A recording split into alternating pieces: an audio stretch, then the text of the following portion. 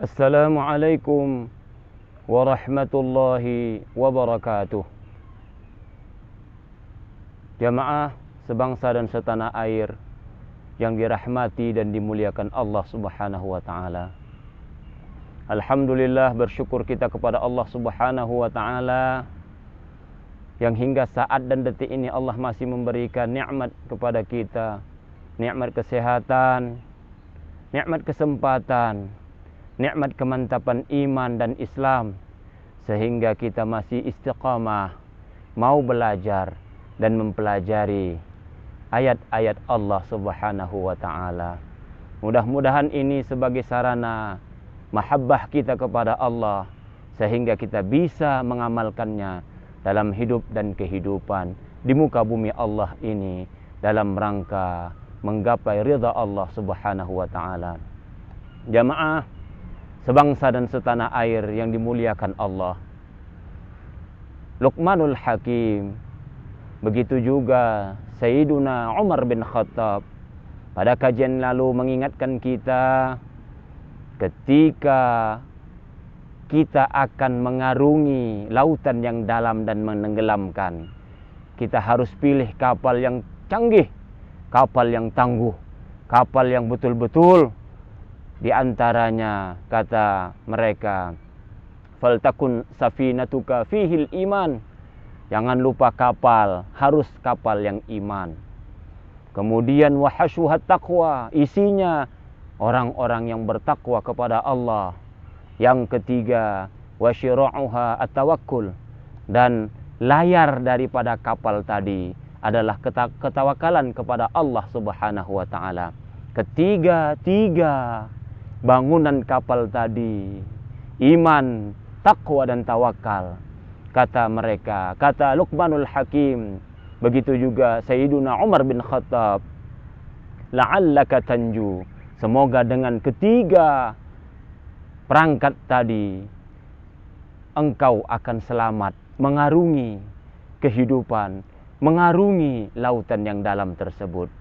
Jamaah rahimakumullah, sebangsa dan setanah air, begitu juga kehidupan manusia dalam mengarungi bahtera kehidupan dunia yang fana ini, dunia yang penuh dengan cobaan.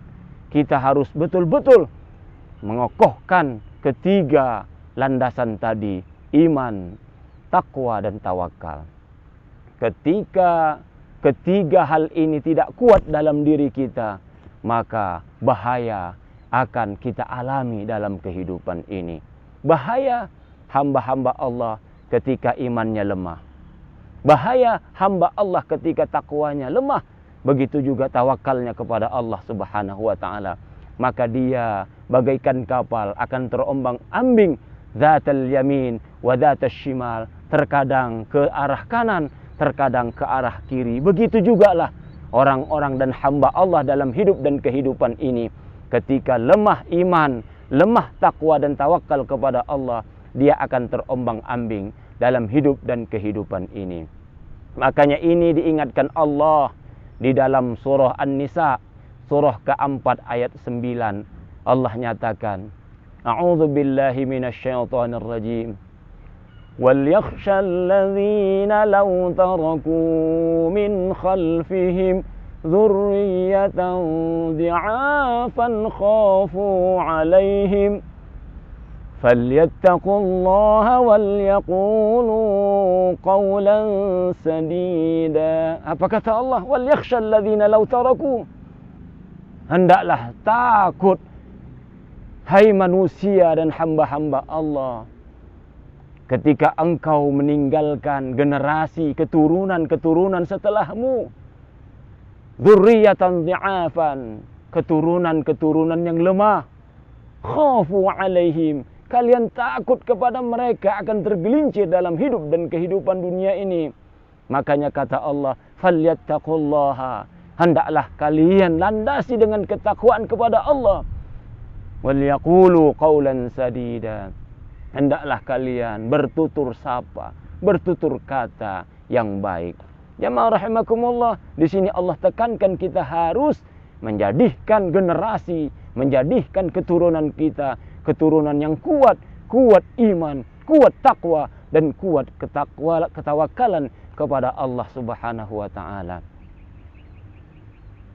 Para ustadz, para dai, para muballigh, para ulama, tanamkan kepada umat ini ketakutan dan ketaatan kita kepada Allah Subhanahu wa taala. Jangan kita tanamkan, jangan kita hanya memprioritaskan akhlak kepada jamaah kita. Akhlak apa? Kemuliaan terhadap guru. Sehingga mereka lemah iman, mereka hanya fanatik kepada guru. Jamaah rahimakumullah, banyak kita lihat bagaimana orang-orang yang fanatik. Kenapa? Karena mungkin gurunya mengajar, muballighnya mengajar, ustadz-ustadznya mengajar, yang diajarkan etika bagaimana memuliakan guru, yang akhirnya kita lihat berlebih-lebihan. Inilah hadis Rasulullah menekankan kepada kita, jangan fanatik buta. Jangan kita mendakwahkan fanatik kepada golongan, fanatik kepada organisasi, fanatik kepada suku. Jangan.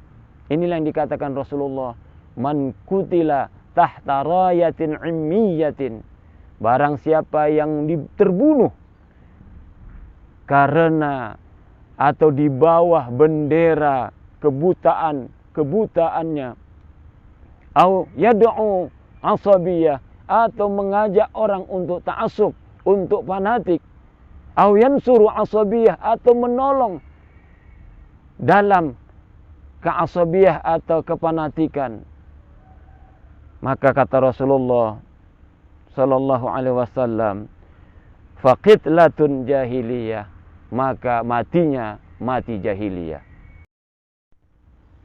Ini menunjukkan bahwa Rasulullah sallallahu alaihi wasallam memang diperintahkan Allah betul-betul berdakwah karena Allah. Yang dibantu adalah agama Allah, bukan individu Rasulullah sallallahu alaihi wasallam. Inilah yang dikatakan Allah di dalam surah Al-Hajj, surah 22 ayat 78. Wajahidu fillahi haqqa jihadi. Berjihadlah kalian di jalan Allah dengan semurni-murni jihad. Jadi jihad membantu agama Allah betul-betul karena Allah, bukan karena Muhammad. Jamaah rahimakumullah, orang-orang yang ditanamkan fanatik buta, maka dia akan tidak melihat kebenaran, dan dia akan membela siapa yang telah berjasa padanya. Dari ayat tadi Al-Hajj, Rasulullah menyuruh umatnya untuk jihad karena Allah. Begitu juga kita lihat di dalam surah Al-Ankabut, surah 29 ayat 69. Walladzina jahadu fina lanahdiyannahum subulana. Kata Allah, orang-orang yang berjihad karena kami, kata Allah, lanahdiyannahum subulana, mereka akan Allah hidayahkan ke jalan kami, kata Allah. Inilah jamaah sekalian, jangan kita ta'assuf. Jangan kita ta'assub golongan, jangan kita ta'assub organisasi, jangan kita fanatik kepada mazhab. Kenapa? Karena nanti bisa menyebabkan kita tidak melihat lagi kebenaran. Inilah yang kita lihat di tengah-tengah masyarakat. Karena saking fanatiknya suatu golongan, sampai dia bilang berislamlah dengan ini. Kenapa? Ini ada berarti menutup kebenaran golongan lain. Berislamlah dengan ini, berislamlah dengan Islam. Mazhab itu dibuat oleh ulama sebagai tempat jalan. Dari kata-kata zahaba, berjalan. Mazhab, makanuz zahab, tempat kita berjalan. Ada mazhab Syafi'i, mazhab Hambali, mazhab Maliki. mazhab Hanafi. Ini bukan mereka mengkultuskan mereka, tidak. Tetapi mereka saling menghormati. Inilah yang dicontohkan ketika Imam Syafi'i di Mesir. Kemudian dia ziarah ke orang sesudahnya, ulama sesudahnya. Itulah dia Abu Hanifah di Baghdad. Pada mazhab Imam Syafi'i mengatakan kunut subuh itu sunnah. Itulah dia yang dikatakan sunnah muakkad. Sedangkan Imam Abu Hanifah tidak mensunnahkan kunut subuh. Imam Syafi'i punya dalil, Imam Abu Hanifah juga punya dalil. Tapi ketika dia berziarah kepada ulama sebelumnya, beliau menetap di situ seminggu. Kemudian dia suatu saat disuruh imam sholat subuh. Karena dia melihat bahwa di situ mayoritas mazhab Abu Hanifah, mazhab Hanafi. Dia pun menjadi imam, dia pun sholat subuh tidak menggunakan kunut.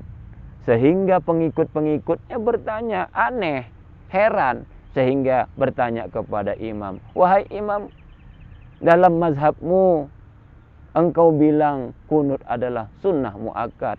Tapi ketika engkau di sini engkau tak menggunakan kunut. Apa kata Imam Syafi'i? Ta'adduban, aku menghormati orang sesudahku. Dan aku menghormati masyarakat di sini. Mereka tidak pakai kunut. Aku tidak berkunut. Ini menunjukkan apa? Toleransinya. Tidak memaksakan. Tidak berpihak. Dan tidak menganggap bahwa ajaran dialah ajaran yang paling benar. Tidak. Ini yang kita lihat sekarang ini. Makanya kita agak ribut. Kenapa? Karena bisa ta'assub dan fanatik ini bisa menutup kebenaran orang lain seolah-olah kita yang benar. Makanya kata Allah dalam surah Ar-Rum ayat 31 dan 32. Apa kata Allah? Munibina ilaihi wattaqu wa la takunu minal musyrikin. Dengan bertaubat kepada Allah dan bertakwalah kepadanya. Wala takunu minal musyrikin. Jangan engkau menjadi orang-orang yang musyrik. Siapa itu? Alladzina farraqu dinahum. Itulah dia orang-orang yang memecah belah agamanya. Farraqu dinahum. Mereka memecah belah agamanya. Wa kanu syi'an. Kemudian mereka berkelompok-kelompok. Apa kata Allah? Kullu hizbim bima ladaihim farihun.